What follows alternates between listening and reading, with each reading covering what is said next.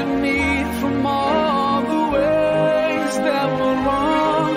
I wanna thank you for bringing me home.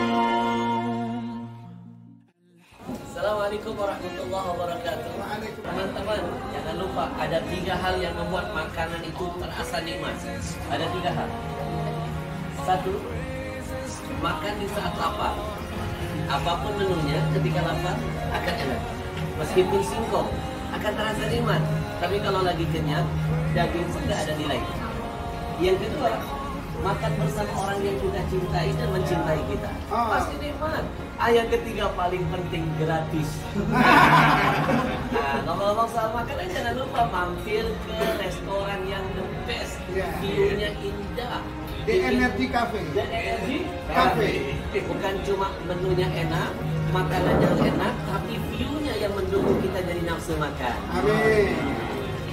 Datangi, ajak keluarga, berkah insyaallah. Apalagi yang punya orang yang soleh, keuntungannya pasti jalan keluar untuk di jalan Allah. Assalamualaikum warahmatullahi wabarakatuh. Waalaikumsalam. Luar biasa energi.